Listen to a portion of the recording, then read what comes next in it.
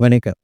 அக்னி இயக்கம் அப்படின்றது நம் நாட்டுல இன்றைக்கு நிறைய பேர் வந்துட்டு தெரியாம இருக்கலாம். ஆனா, இன்னைக்கு அக்னி இயக்கம் வந்து குறிப்பாவே இந்த ஒரு பாட்காஸ்ட் உருவாக்குனதுக்கு அடிப்படை நோக்கம் என்னன்னு பார்த்தீங்கன்னா, நமது தமிழ் பள்ளி எப்படி இருக்கு? தமிழ் பள்ளிய பார்த்தாலே பெற்றோர்களுடைய சிந்தனை எப்படி இருக்குன்னு. இப்ப தமிழ் பள்ளி அப்படின்னு சொல்லும்போது, தமிழ் பள்ளியுடைய நிலை எப்படி இருக்குன்னு கேட்டா, இன்னைக்கு இந்த காலகட்டத்துக்கு ஆக்கப்பூர்வமான விஷயங்கள் நிறையவே நடந்திருக்கு.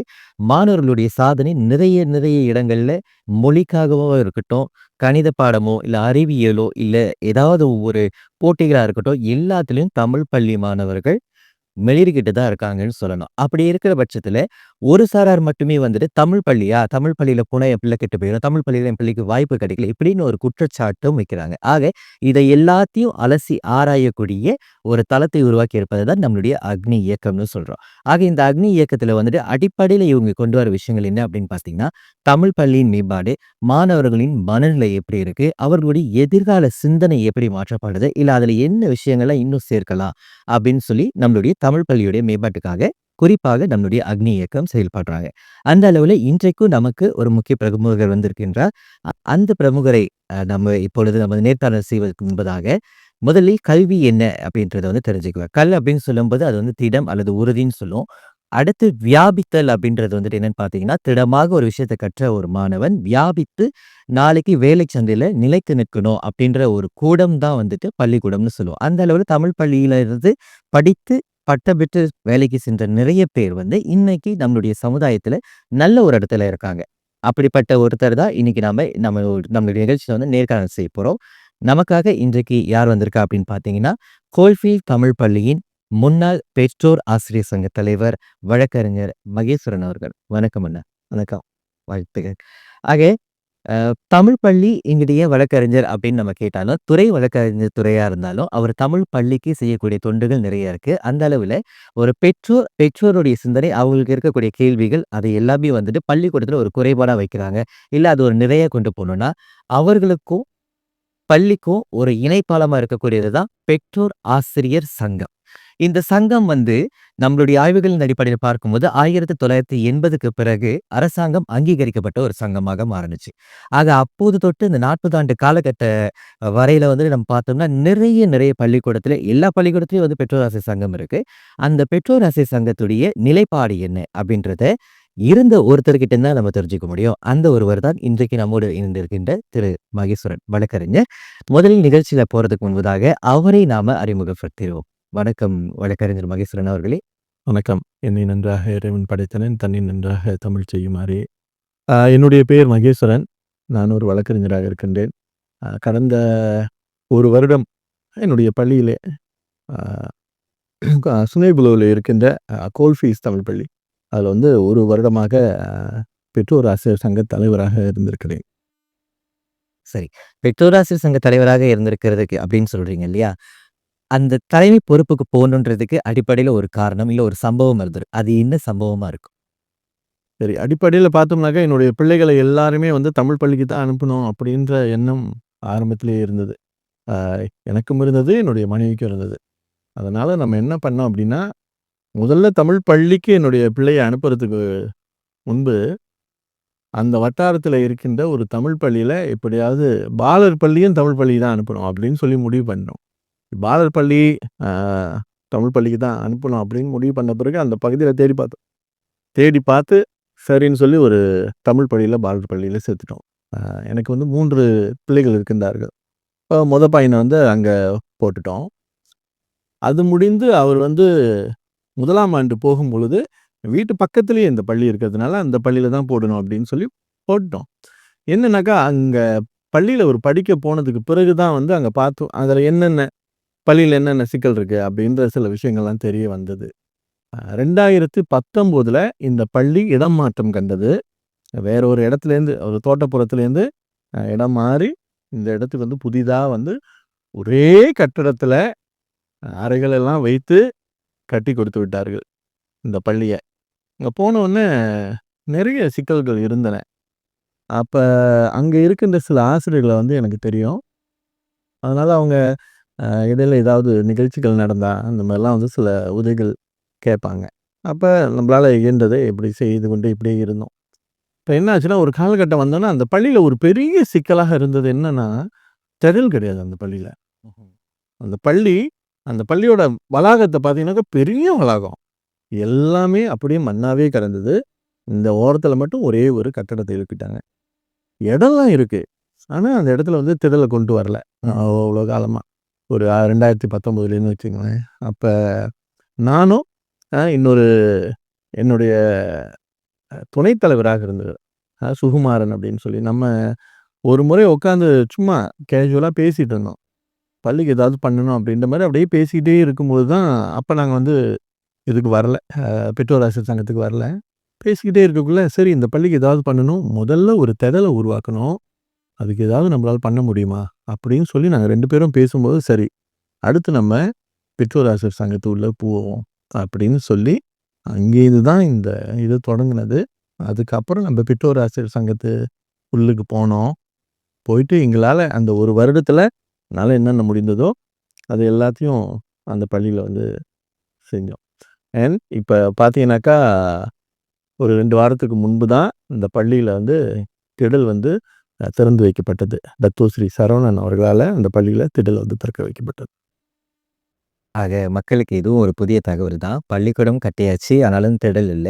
அப்படின்னும்போது ஆரோக்கியமான பிள்ளைகள் வந்து விளையாட்ட வந்து ரொம்ப முக்கியமா பார்ப்பாங்க. ஆக அந்த ஒரு வசதியும் இப்பொழுது நிறைவேற இருக்கு அப்படின்னு நம்மளுடைய வழக்கறிஞர் சொல்லியிருக்கின்றார். ஆக இந்த அளவுல நம்ம பார்க்கும்போது, முதலாவதாக என்ன அப்படின்னு பார்த்தீங்கன்னா, நீங்க ஒரு தலைவர் ஆயிட்டீங்க. ஆகிற பட்சத்தில உங்களுக்கு ஒரு கேள்வி வந்திருக்கும். இந்த பள்ளிக்கூடத்தில நான் வந்துட்டு பெற்றோர் ஆசிரியர் சங்க தலைவரா மாறிட்டேன். ஆனா, எனக்கு கிடைக்க போற விஷயங்கள் 2 பக்கத்துலேருந்து வரணும். ஆதரவு. ஒண்ணு பெற்றோர்கள் கிட்டேருந்து வரணும். அவங்க உங்கள ஆதரிக்கணும். அடுத்தபடியாக தமிழ் பள்ளியின் தலைமை ஆசிரியர் மற்றும் ஆசிரியர்களும் உங்கள ஏத்துக்கணும். ஆக இருவரு இப்பேற்பட்ட இந்த இரு தரப்பும் உங்ககிட்ட எப்பேற்பட்ட சுமூகமான ஒரு உறவ வச்சுக்கிட்டாங்க? ஒரு பள்ளின்னு எடுத்துக்கிட்டோம்னா, நமக்கு ரொம்ப முக்கியமா 3 தரப்பு இருக்கணும். அது பெரும்பாலும் பள்ளியில 3 தரப்பு. சில பள்ளிகள்ல வந்து 2 தரப்பு தான் இருக்கு. பெரும்பாலும் பள்ளிகள்ல இப்ப வந்து 3 தரப்பு. 1வது கட்டாயமா அந்த பள்ளியினுடைய நிர்வாகம். நிர்வாகம். தலைமை ஆசிரியர்களும் சரி, ஆசிரியர்களும் சரி இவங்க எல்லாமே இருக்கணும். 2வது பெற்றோர் ஆசிரியர் சங்கம். 3வது பள்ளி மேலாளர் வாரியம். வாரியம். அவங்க 3 பேரும் இணைஞ்சு செஞ்சா தான் எந்த ஒரு பள்ளிக்கும் வந்து எந்த ஒரு பள்ளியும் சிறப்பா நம்ம கொண்டு வர முடியும் பாருங்களேன். இப்ப நாங்க வந்துட்டோம். ஓகே. எனக்கு ஒரு ப்ளஸ் பாயிண்ட் அப்டின்னா அந்த பள்ளியில என்னன்னாக்கா, சில ஆசிரியர்கள வந்து எனக்கு முன்கூட்டியே தெரியும். அது மட்டும் இல்லாம, நான் வரும்போது என்னுடைய பையன் வந்து 3ஆம் ஆண்டு படிக்கிறாரு. அப்டின்னாக்கா 1ஆம் ஆண்டு, 2ஆம் ஆண்டு 2 வருஷம் வந்து என்னோட பையன் அங்க தானே படிச்சிருக்காரு. அப்ப அங்க உள்ள ஆசிரியர்கள்லாம் எனக்கு தெரியும்ல. அப்ப இடையில சில நிகழ்ச்சிகளுக்கெல்லாம் நம்ம அழைச்சிருக்காங்க. ஸோ அதனால அந்த ஒரு உறவு அப்டின்றது ஒரு சுமூகமான உறவா தான் இருந்தது. ஆனா நீங்க சொல்ற மாரி, இதுக்கு முன்னால வந்து சுமூகமான உறவா இருந்திருக்கலாம். பெற்றோர் ஆசிரியர் சங்க தலைவரா வந்ததுக்கு அப்புறம் அவங்க நம்மள பார்க்குற பார்வை வேற மாதிரி இருக்கும். ஆமா. அதனால தான் அ கேட்டது அந்த கேள்வி. அப்ப என்ன ஆனுச்சு அப்டின்னாக்கா, வரும்போது எல்லாம் சரியா தான் இருந்துச்சு. பெற்றோர் அ அ என்னன்னா, என்ன பொறுத்த அளவுல ஓகே. எனக்கு என்னன்னாக்கா, நான் ஒன்ற வந்து கொஞ்சம் சரியா செய்யணும் அப்டின்னு நெனச்சேன். பெற்றோர் ஆசிரியர் சங்கம் அப்டின்னா, 1வது அவர்கள என்னென்ன செய்யலாம் அப்படின்னு நான் தெரிஞ்சுக்கிறதுக்கு முன்னால, அவங்க என்ன செய்யக்கூடாது அப்படின்றதையும் நான் தெரிஞ்சுக்கணும். ஆமா. முதல்ல நான் அத தெரிந்து கொண்டு தான் உள்ள வந்தேன். பெற்றோர் ஆசிரியர் சங்கம் அப்படின்னா, இதெல்லாம் செய்யக்கூடாது. இப்படி இதெல்லாம் செஞ்சா, அது என்ன மாதிரியான சிக்கல்கள கொண்டு வரும் அப்படின்னு. முக்கியமா எல்லாரும் என்ன நெனச்சுக்கிறாங்க அப்படின்னாக்கா, ஒரு பெற்றோர் ஆசிரியர் சங்கம், அந்த பள்ளியில நடக்கிற எல்லாத்துக்கும் அவங்க தான் காரணமா இருக்கணும். அடுத்து என்ன அப்படின்னாக்கா, பெற்றோர்களுக்கு நடக்கிற எல்லா சிக்கல்களையும் அவங்க வந்து ம். களையணும். அடுத்து பெற்றோர் ஆசிரியர் சங்கம் அப்படின்றது ஆசிரியர்களுக்கு எதிரியா தான் நிக்கணும். அப்படின்ற ஒரு கண்ணோட்டத்துல தான் எல்லாமே இருக்காங்க. அப்படின்னா அந்த பள்ளியில நடக்கிற பிஎன்பின்னு சொல்லுவாங்கல்ல, கற்றல் கற்பித்தல். இது எல்லாத்தையும் நம்ம பெற்றோர் ஆசிரியர் சங்கம் தான் முடிவு பண்ணணும் அப்படின்ற மாரி. இல்ல அது உண்மை கிடையாது. பெற்றோர் ஆசிரியர் சங்கத்துக்குன்னு சொல்லி நெறைய வரையறை இருக்கு. அவங்க இந்த கற்றல் கற்பித்தல்ல கை வைக்கவே கூடாது. அது முழுக்க முழுக்க ஆசிரியர்களுடையது. பெரும்பாலும் ஆசிரியர்களுக்கும், இந்த பெற்றோர் ஆசிரியர் சங்கத்துக்கும் எங்க சிக்கல் வருது அப்படின்னாக்கா, இந்த பெற்றோர் ஆசிரியர் சங்கம் அவர்களுடைய வரையறைய தாண்டி போயிட்டு, "டீச்சர் நீங்க இப்படிதான் டீச்சர் படிச்சு குடுக்கணும். நீங்க இந்த மாரி படிச்சு குடுக்கக்கூடாது." ஆ. சரிங்களா? நீங்க எது செய்றீங்களா? எனக்கு தெரிஞ்ச இன்னொருத்தவங்க இருக்காங்க. நான் வேணா அவங்கள கொண்டு வந்து கிளாஸ் அவங்க ஸ்கூல்ல நடத்துறேன் டீச்சர். இந்த மாதிரியான சிக்கல் வரும்போது தான் அந்த இடத்துல வந்து மோதல்கள் வருது. நான் முதல்ல போன உடனே என்னோட பெற்றோர் ஆசிரியர் சங்க முதல் கூட்டத்தில சொன்னது, இந்த விஷயத்தலாம் நாங்க தலையிடவே மாட்டோம். இது உங்களுடையது. நீங்க செய்ய வேண்டியத நீங்க சரியா செய்யுங்க. நான் செய்ய வேண்டியத நான் சரியா செஞ்சுட்டேன். அப்படின்னு சொன்னதுனால இந்த பக்கம் ஓகே. அப்ப பெற்றோர்கள், ஆசிரியர்கள் கூட எனக்கு சுமூகமான ஒரு ஒண்ணு வந்துருச்சு. அடுத்து இங்கிட்டு பெற்றோர்கள் பத்தி கேட்டீங்கல்ல. ஆ நீங்க நம்பாம கூட போலாம். ஆனா உண்மை விஷயம் என்ன அப்படின்னாக்கா, நெறைய பள்ளிகள்ல ம். பெற்றோர்கள் இத கண்டுக்கிறதே இல்ல. பெற்றோர் ஆசிரியர் சங்க கூட்டத்துக்கே அவங்க வரதில்ல 1வது. பெற்றோர் ஆசிரியர் சங்கத்துல யார் இருக்கா? அவங்க என்ன பண்றாங்க? அப்படின்னு பெற்றோர்கள் பெரும்பாலும் கண்டுகொள்வதே இல்லை. இதுதான் உண்மை. ஒரு சிலர் உண்மையிலேயே அக்கறை உள்ளவங்க, அவங்க தான் ஓகே பெற்றோர் ஆசிரியர் சங்கம்னு ஒண்ணு இருக்கு. இவங்க தான் இவங்க தான் தலைவர் இதெல்லாம். இவங்களுக்கு ஏதாவது என்னால உதவி செய்ய முடியுமா? அப்படின்னு பார்க்கறது, அப்படின்னு சிந்திக்கிறதெல்லாம் ஒரு சின்ன குழு தான் சிந்திக்கிறாங்க. மத்தவங்க எல்லாருமே, என் பிள்ளைய அனுப்பிட்டேன் பள்ளிக்கு, அவன் போய் படிக்கிறான், அவ்வளோதான். மத்தது எல்லாமே பெற்றோர் ஆசிரியர் சங்கம் செஞ்சுரும். இந்த பள்ளியில வந்து இந்த சிக்கல் இருக்கா? இது யார் செய்யணும்? பெற்றோர் ஆசிரியர் சங்கம் செய்யணும். அந்த சிக்கல் இருக்கா? அது யார் செய்யணும்? பெற்றோர் ஆசிரியர் சங்கம் செய்யணும். நான் அதுக்கு அதுக்கும் எனக்கும் சம்பந்தமே இல்ல. அப்படின்ற மாரி தான் நிறைய பெற்றோர்கள் இருக்காங்க. ஆனா அவங்களுக்கு தெரிய மாட்டுது. பெற்றோர் ஆசிரியர் சங்கம் அப்படின்றது பெற்றோரையும், ஆசிரியரும் இணைக்கின்ற ஒரு இடம் தான் அது. அப்படின்னா யாருக்குமே தெரிய மாட்டேங்குது. நீங்க அடிப்படையில நான் முதல்ல சொன்னது போல தமிழ் பள்ளி அப்படின்னு சொல்லும்போது நிறைய விஷயங்கள்ல வந்து சாதனை படைச்சிட்டு இருக்கிற ஒரு பள்ளிக்கூடம் அப்படின்னாலே தமிழ் பள்ளி தான். இருந்தும் ஒரு கூட்டம் அல்லது ஒரு சாரர் மட்டும் நான் ஏன் என் பையன இல்ல என் பொண்ண நான் தமிழ் பள்ளிக்கு அனுப்பணும்? அப்படின்ற ஒரு கேள்விய இன்னைக்கு வரைக்கும் வச்சுக்கிட்டு தான் இருக்காங்க. இதற்கான ஒரு விஷயத்த வந்துட்டு நம்மளுடைய கல்வி அமைச்சு என்ன சொல்லியிருக்காங்க அப்படின்றதையும் நம்ம வந்து பார்க்கணும். ஏன்னா கல்வி அமைச்சு கொடுத்த அவர்களுடைய அந்த விளக்கமோ, இங்கே பெற்றோர்கள் வைக்கக்கூடிய குற்றச்சாட்டாவே வைக்கக்கூடிய இந்த விளக்கமோ, ஒண்ணுக்கு ஒண்ணு பெரிய முரணா இருக்கு. ஆக இது கண்டிப்பா பெற்றோர் ஆசிரியர் சங்கத்துல இருக்கக்கூடியவர்களுக்கு கண்டிப்பா வந்து கல்வி அமைச்சு என்ன சொல்லியிருக்காங்கன்னு தெரியும். பெற்றோர்கள் என்ன சொல்லிட்டு இருக்காங்கன்னு தெரியும். அவ்வகையில மாணவர்கள் எண்ணிக்கை அப்படின்னு சொல்லும்போது, தமிழ் பள்ளியில மட்டும் நான் ஏன் சேர்க்கணும்? அப்படின்ற ஒரு கேள்விய வச்சு, மத்த பள்ளிக்கூடத்துக்கு போறதுக்கு உண்டான அடிப்படை காரணம் என்ன? இல்ல நம்ம பார்த்த உடனே நமக்கு ஆத்திரம் வரும். ஏன் வந்து எல்லாமே வந்து தமிழ் பள்ளிக்கு அனுப்பாம வெளியூர் பள்ளிக்கு அனுப்புறீங்க? ஆமா. எடுத்த உடனே பார்த்தோம்னா, 1வது நமக்கு கொஞ்சம் ஆத்திரம் தான் வரும். ஆனா, அத உட்காந்து சிந்திச்சு பார்த்தா, அவங்க பக்கமும் ஒரு நியாயம் இருக்கு அப்படின்னு சொல்லி நமக்கு தெரியும். ம்ஹ்ம். 1வது விஷயம், ஒரு பள்ளியில என் பையன் படிக்கிறான் அப்படின்னா, அவங்க முதல்ல பார்க்கணும்ல இந்த பள்ளி எப்படி இருக்கு? மற்ற பள்ளிகள் எப்படி இருக்கு? அப்படின்னு சொல்லி. அண்ணாந்து பார்க்கின்ற மாளிகை கட்டி, அதன் அருகினில் ஓலை குடிசை கட்டி, பொன்னான உலகென்று பெயருமிட்டால் இந்த பூமி சிரிக்கும், அந்த சாமி சிரிக்கும். ஆமா. அதே நிலைமை தான். நீங்க பார்த்தீங்கன்னாக்கா ஒரு தமிழ் பள்ளி இருக்கும். அதையும் அதுக்கு பக்கத்திலேயே மற்ற பள்ளிகள் கட்டியிருப்பாங்க. இந்த 2 பள்ளியும் நம்ம பார்க்கும்போதே தெரிஞ்சிரும். வெளித்தோற்றத்த பார்த்தாலே தெரியும் இல்லையா? சரி. பார்த்தோனே தெரிஞ்சிரும். என் பையன், என் பொண்ணு எந்த பள்ளியில போய் படிச்சா நல்லா வருவான். அப்படின்றது ஃபர்ஸ்ட் இம்ப்ரஷன். ஆமா. இதுதான். இதுதான் 1வது அது. 2வது நான் முதல்ல சொன்ன மாதிரி நிறைய பள்ளிகள்ல நிறைய வசதிகள் இல்லை. சரிங்களா? இப்ப நம்ம பார்க்குற பினாங்கிற ஒரு பெரிய பள்ளி, என்னுடைய நண்பர் வந்து அங்க பெற்றோர் ஆசிரியர் சங்க தலைவரா இருக்காங்க. துணைத் தலைவர் இவங்களெல்லாம் எனக்கு தெரியும். பெரிய பள்ளி. அந்த பள்ளியில ஒரு திடல் கூட இல்ல தெரியுமா? இன்ன வரையும். திடல் இல்ல. திடல் இல்ல அப்படின்றது பள்ளி திடல் தானே அப்படின்னு எல்லாரும் சாதாரணமா நெனைச்சிடலாம். அது பெரிய ஒரு சிக்கல் திடல்ன்றது. 1வது விளையாட முடியாது. ம். 2வது பிள்ளைங்கன்னா விளையாடி தான் ஆவணும். எங்க விளையாடும்? தார் ரோட்ல விளையாடணும். ஆமா. சிமெண்ட்ல விளையாடணும். நெறைய பேர் அடிபட்டுடுறாங்க. ஸோ இந்த மாரியான இப்ப திடல் அப்படின்றது ஒரு வசதின்னு வச்சுக்கங்களேன். அடுத்து இன்னைக்கு நீங்க சொன்னீங்கல்ல, பிள்ளைகள்லாம் வந்து பயங்கரமா போய் சாதனை படைக்கிறாங்க. தமிழ் பள்ளி மாணவர்கள் எல்லாரும் சாதனை படைக்கிறாங்க அப்படின்னு சொல்லிட்டு இருக்கீங்களா? 500க்கும் மேற்பட்ட தமிழ் பள்ளிகள் நம்ம நாட்டுல இருக்கு. ஆனா, இந்த எல்லா பள்ளிகள்லயும் படிக்கின்ற மாணவர்கள் போய் சாதனை படைக்கிறாங்களா? அப்படின்னு நம்ம எடுத்து வச்சு பார்த்தோம்னா, அதுவும் இல்லையே. ஏன்னா, அது மாணவர்களுடைய தவறு கிடையாது. அது என்ன அப்படின்னா, அந்த பள்ளிகள் அந்த மாதிரியான வசதிகள் இல்ல. சில எல்லா பள்ளியிலும் சயின்ஸ் லேப் இல்ல. கம்ப்யூட்டர் லேப் இல்ல. இப்படிப்பட்ட பள்ளிகள் இருக்கு. என்னுடைய பள்ளிகள்லயும் இதெல்லாம் இல்ல. ஏன்னா, அரசாங்கம் கட்டிக் குடுத்தது அவ்வளோதான். கட்டிக் குடுத்தது அவ்வளோதான். இதுக்கு முன்னால அவங்க தோட்டத்துல இருக்கக்குள்ள கூட ரொம்ப நல்லா இருந்தாங்க. இது எல்லாம் இல்ல. எல்லா வசதியும் இருந்துச்சு. தோட்டத்து பள்ளியில. ஆனா, இங்க வந்தோனே எதுவுமே இல்ல.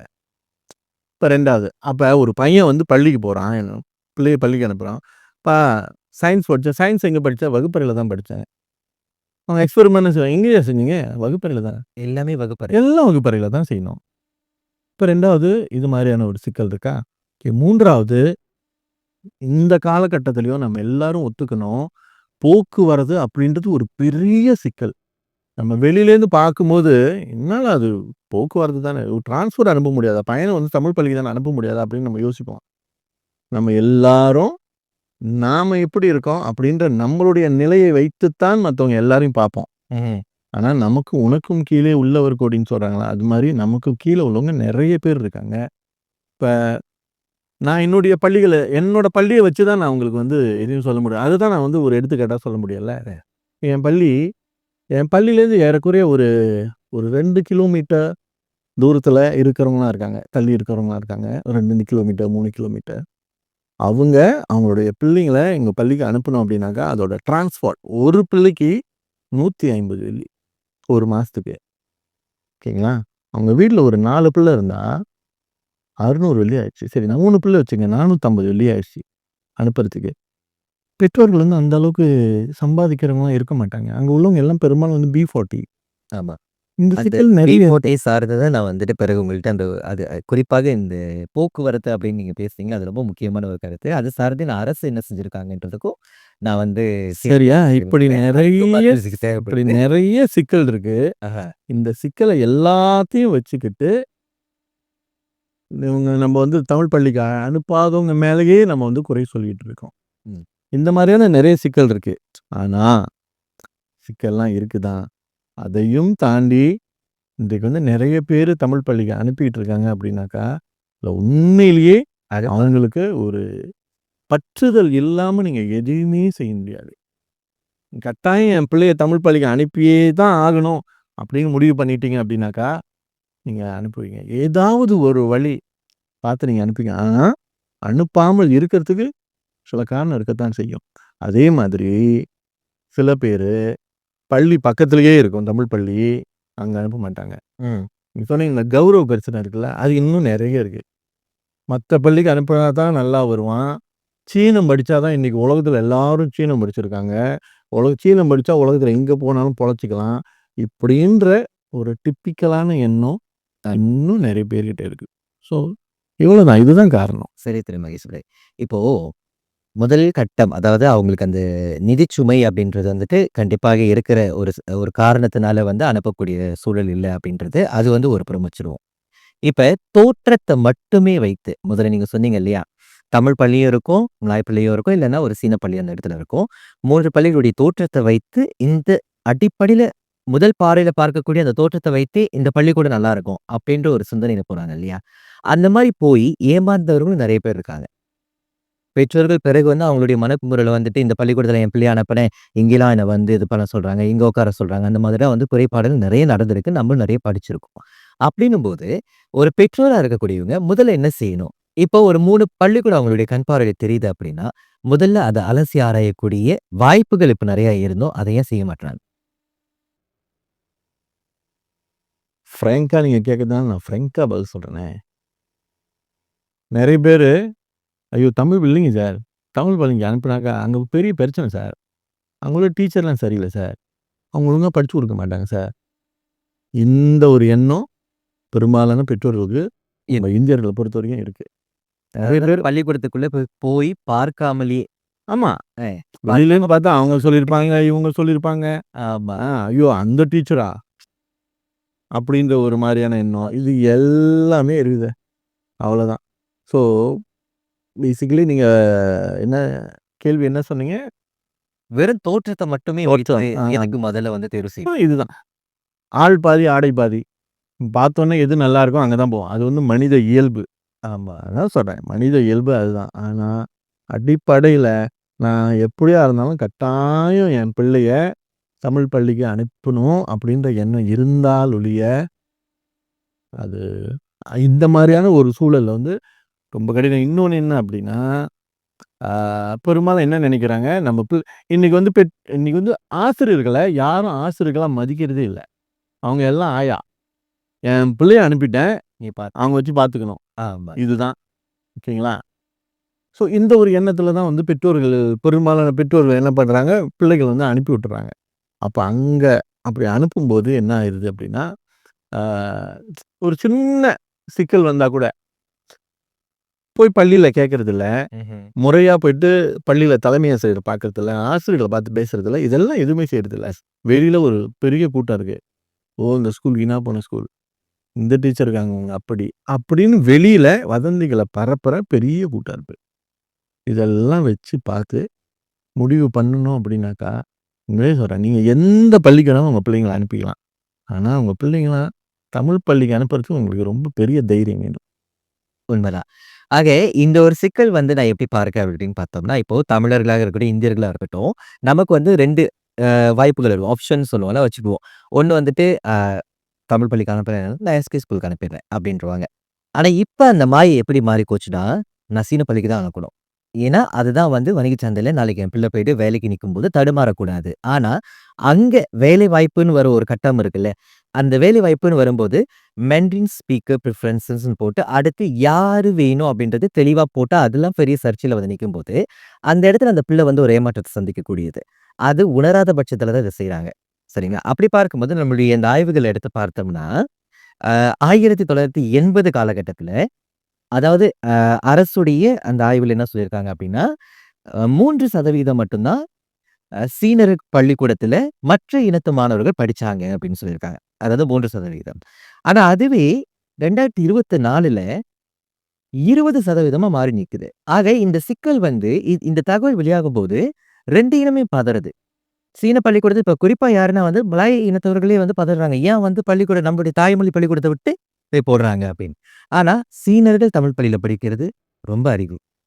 அப்ப அந்த மொழி பற்று யாருக்கு அதிகமா இருக்கு? நமக்கு இருக்கிறது ஏன் வந்து வெளிப்பட மாட்டேங்குது? அந்த கேள்வி முதல்ல வைங்க. அத தொட்டு இன்னொரு கேள்வி முக்கியமான கேள்வி இருக்கு. கேட் கேள்வியா கேட்டுட்டேன். கேட்கிறீங்களா? இந்த கேள்விக்கு பதில் சொல்லுங்க. அடுத்து முக்கியமான கேள்வி. ஆ சரி. இந்த டாட்டாலாம் எங்க எடுத்தீங்கன்னு தெரியல. ஆய்வு தான். ம். சரி. 20 விழுக்காடு அப்படின்றது ஒரு வகையில பரவாயில்லன்னு வச்சுக்கங்களேன். 80 விழுக்காடு சீனர்கள் படிக்கிறார்கள். 80 விழுக்காடு மத்தவங்க படிச்சு 20 விழுக்காடு சீனர்கள் படிக்கிற சீன பள்ளிகளே இருக்கு இன்றைக்கு. ஓ! இது புதிய தகவல். மேலும் எங்க அது? மெஜாரிட்டி இந்தியர்களும், மலாய்க்கார பிள்ளைங்களும் தான் அந்த பள்ளியில படிக்கிறாங்க. சீன பள்ளி. சீன பள்ளி. சீனர்களுடைய எண்ணிக்கை வந்து அவங்க மைனாரிட்டி அந்த பள்ளியில. அப்படிப்பட்ட பள்ளி நிறைய இருக்கிறது. இதுக்கு ஒரு காரணம். இது வந்து சீனர்கள் மத்தியிலயும் வந்து ஒரு பெரிய சிக்கலை ஏற்படுத்துதுன்னு தான். ஆனா, அதுக்கு ஒரு காரணம் என்ன அப்படின்னாக்கா, சீனர்கள் எல்லாரும் அவங்களுடைய பிள்ளைகளை பிரைவேட் ஸ்கூலுக்கு அனுப்பிடுறாங்க. தனியார் பள்ளிக்கு அனுப்பிடுறாங்க. இன்டர்நேஷனல் ஸ்கூல் இருக்கு. தனியார் ஏன்னா அவர்களுடைய அந்த ஃபோக்கஸ் அப்படின்றது இப்ப வேற மாரி மாறி நிக்குது. இப்ப ம். அ உங்களுக்கு தெரியும்ல. அ இப்ப அவருடைய கல்வி முறை எல்லாமே வந்து என்ன ஆகுதுனாக்கா, அப்படியே முழுக்க வந்து சீனாவ நோக்கி அவங்களுடைய கல்வி முறைமைலாம் மாறிக்கிட்டு இருக்கு. இன்னொன்னு வெளிநாடுகளை நோக்கி. அதுதான் அவங்களோட ஃபோக்கஸே. இப்ப பிரைவேட்ல படிக்கிறவங்க, இன்டர்நேஷனல்ல படிக்கிறவங்க அவங்களோட ஃபோக்கஸ் என்ன? மலேசியாவே கிடையாது. வெளிநாடு. வெளிநாடு தான். அப்ப இந்த சிக்கலும் வந்து இருக்கு. ஆனா அதையும் தாண்டி நீங்க சொன்ன மாரி இப்ப தமிழ் பள் தமிழ் பள்ளிக்கு அனுப்புறேன். இன்னைக்கு பெரும்பாலும் தமிழ் பள்ளியில பார்த்தீங்கன்னாக்கா, சீன வகுப்புலாம் நடத்துறாங்க. அது என்னத்துக்கு நடத்துறாங்க அப்படின்னாக்கா, மொழி அப்படின்றது நீங்க எவ்வளோ வேணாலும் கத்துக்கலாம். எத்தன மொழிய வேணாலும் கத்துக்கலாம். சரிங்களா? அப்ப தமிழ நல்லா கத்துக்க.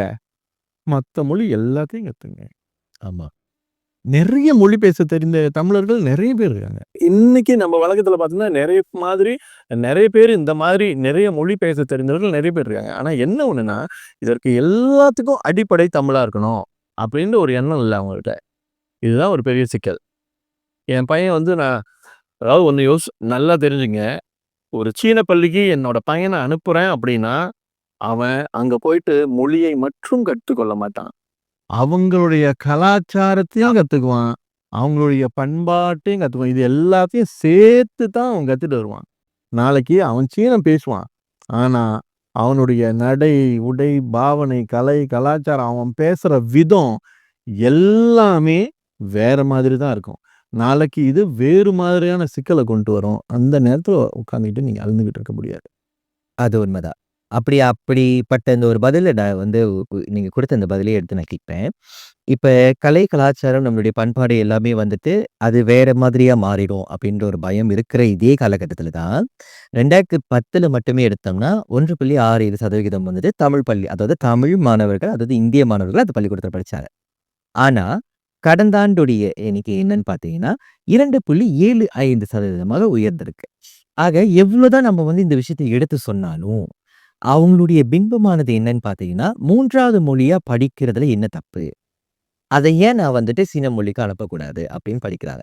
ஆக அந்த தாக்கம் வந்து இன்றளவும் சீன பள்ளிகள் கூட வந்து நம்ம போய் படிச்சாங்கன்னா, முதல்ல நீங்க சொன்னது ஒண்ணு, அங்க கொடுக்கப்படுற ஃபெசிலிட்டியா கூட இருக்கலாம்.